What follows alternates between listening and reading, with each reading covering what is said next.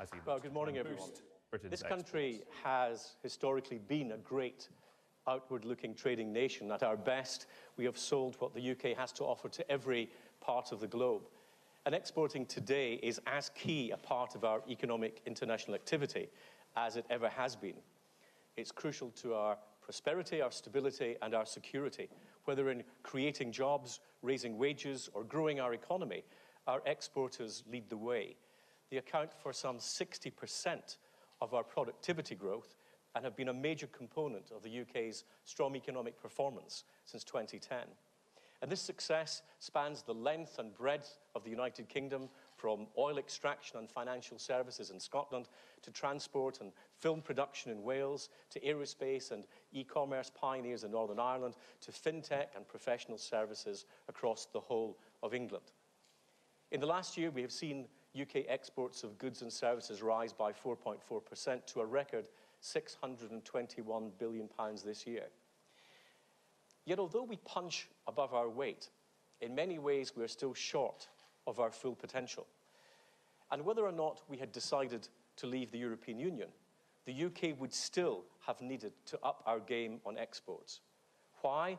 Because we know that firms that export will have better productivity, better paid jobs, and will be likely to survive for longer. And we know that improved exports lead to greater profits and generate tax revenues to support the public services on which we depend, from health to defence. Now, the world around us is changing faster than we may realise. New patterns of growth are already altering the landscape of the global economy at a staggering pace. In countries in the West, where we have long had economic and political dominance, the speed and scale of the change can be difficult to comprehend. Last year, global exports were worth more than double what they were in 1997, and that's despite the global financial crisis. And China is expected to have 220 cities with a population of more than 1 million by 2030. The whole of Europe will have 35. And PwC has predicted that there will be 1.1 billion middle-class African consumers by 2060. And the shifts in global economic and demographic power and the rise of collective wealth of developing countries that it is bringing will shape future opportunities for free trade in the years to come. And making the most of these changes, providing the jobs and prosperity the UK needs, means navigating this shift successfully. We cannot wish away these inevitable changes, and nor should we. UK businesses are superbly placed to capitalise on the rapid changes in the global economic environment. Economies in South Asia, East Asia, and Africa are becoming more and more prosperous, driving demand in precisely those sectors in which the UK already excels. I see examples of the demand for British goods and services on every overseas visit I make. UK products enjoy an unparalleled global reputation for quality, and the continued international demand for anything made in Britain, from luxury cars to business service, is only growing. Take China, which I'll be travelling to later today. According to research by Barclays, around 60% of consumers in China would actually pay more for a product just because they knew it was made in Britain. And that is some reputation to have. And across the world, public and private sectors alike are seeking UK service exports in the form of expertise on everything from improving education to delivering international sporting events. The UK has the potential to be nothing less than a 21st century exporting superpower. Every day, fantastic UK businesses, as we saw earlier, are succeeding in making new openings in overseas markets. However, there are still many opportunities left unrealised, and that is what this strategy is intended to change. It builds on the government's industrial strategy with the ambition of making exporting the norm, not the exception, and working with business to give them the tools they require to unlock our economic potential.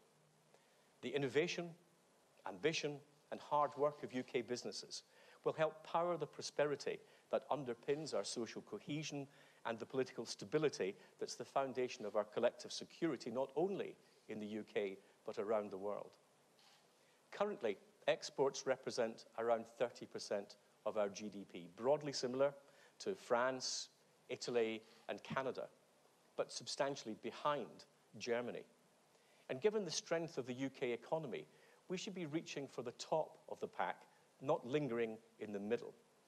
That's why today I'm announcing a new national ambition to raise exports as a proportion of our GDP from 30% to 35%, pushing us towards the top of the G7.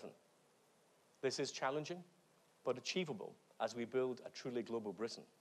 And the 35% target is just the first part of the story. This will be used as a tool for us to work with other government departments, devolved administrations, and with business to leverage more transformative proposals in Export Strategy 2.0. Governments do not create wealth, but we can help and support those who do. We will work with businesses, the drivers of exports and growth, to expand their global footprint and take full advantage of our trading relationships in every part of the world. The government is determined to play its part to help support, connect, and grow UK companies on the global stage. We will ensure that we use our international network and government-to-government relationships to the greatest advantage, helping to connect businesses, open markets, and unlock opportunities overseas. As well as continuing to work closely with industry, we will take a whole-of-government approach, collaborating with partners in the devolved administrations, across local government, and with industrial bodies to put in place practical, promotional support, and the very best in export finance. This will help firms from startups to large multinationals to maximize their export potential. And as I said, it's business. It's not government that must be at the forefront of this ambition. Governments generally don't break into new markets or invent new products or win export orders. Businesses do. That is why this has been a largely business-led strategy developed in cooperation with firms across the UK to address the practical barriers that they're facing to exporting. Whether it's a payment risk issue, a lack of working capital, or simply not having the right contacts in markets overseas, this export strategy is about finding, addressing, and overcoming these barriers.